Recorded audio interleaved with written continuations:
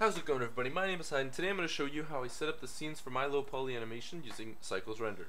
It's very simple, just a couple steps, probably 5, and we're just going to hammer them out one by one.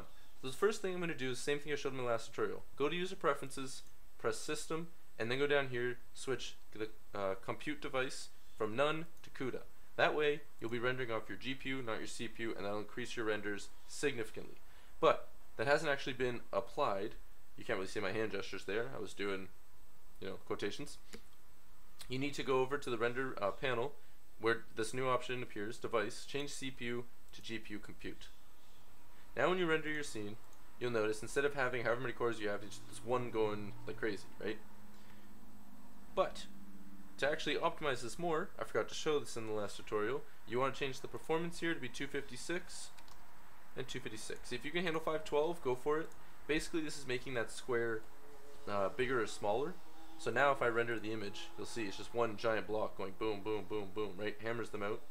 The top here will go even faster just because there's less to do. But it's, pretty big.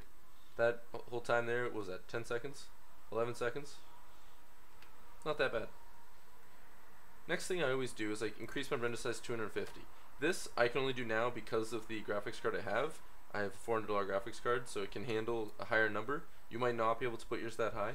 Basically what this does, it makes your images look less blurry. So it either does that increase or decrease granularity. Do you want to be more granular? I'm not really sure. Is that a good thing?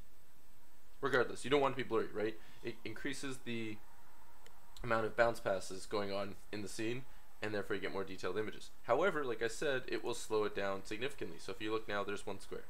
There's the next square. And the third, right? It's a lot slower. We're already at 6 seconds. We haven't even done half of it. So that's not that bad. But now that you've set this up, play with those numbers, because this will be reliant on your computer itself. You'll start getting decent renders out, but you're probably like, why does it still look different? Well, that's simple. The first thing is my lighting, and then the rest is what I do in my node editor. The light is easy. Place a sun, rotate it, whatever you want. I do around 45 and 45, sometimes I do 30 to 30. And then over in the sun panel, make the size 0.3, and then change the color to a slate yellow. So if you notice, let's say I put the strength up to 3 here. If I were to render this image, you'll see it's now very yellowy.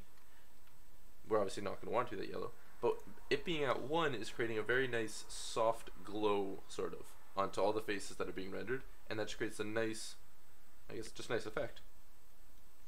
Now before we get into this, I have been asked also to show how I make this, and it's very simple. Just, inside view, let's place a plane, edit mode, size it up, then with vertices select, take the 2 vertices back here, then go back to side view, and extrude it a bunch of times. There you go. Next thing you want to do is just add a smooth modifier and also a subdivision surface modifier. But you'll notice that this is now curving up and mine's actually flat. Right? This one curves, this one's flat. And that's a simple fix. You just go into edit mode and then you add a loop cut with Control R and you pull one over here, loop cut again over there. So now you have the perfect flat scene right there. You can do all of your backdrops this way. That's how I do them. I typically think this is the fastest, easiest way. But anyways, now we'll continue the little tutorial here. To open up the node editor is pretty simple. You're probably looking at a scene like this. You just grab the corner and then change this to node editor. Now, yours would most likely have none of this. You're probably in this view. It might be in this view already. I'm not 100% sure on what you'll see. Regardless, switch it to the second one, and then also turn backdrop and use nodes on. You'll probably only have composite and rendered layers, and they'll probably be connected with a line from here to here. So what I want you to do is Shift A, add Rgb Curves. You can search, which is pretty simple. So Rgb Curves. Then you can do color balance, so val. You can add a glare, and then also add the viewer. Then just link them all in this order. So what the viewer is doing, it's actually making it so you see the render behind it, so you can see the changes live. So I can just make this blue, and you see instantly it changed that, which is kind of crazy, right? And then you can play with the the overall colors, maybe make the reds less, increase the greens, get rid of the blue entirely, right? Well, that didn't get rid of it. Oh, I'd really messed that up. Let's pull that. There we go. We'll just do it like that, right? So you can see the background has completely changed its color. So what does this all mean?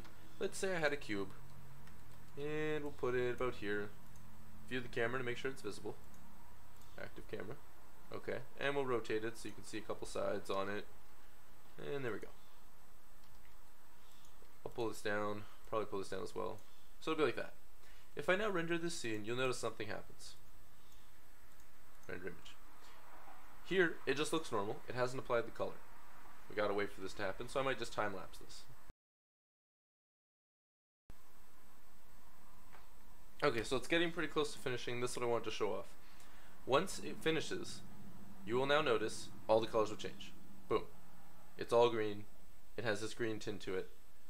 Cool. It kind of just looks like you just went with like a green marker that's slightly translucent and just, you know, drew it in. That's simply because of the node editor that we set up. We tweaked all these values.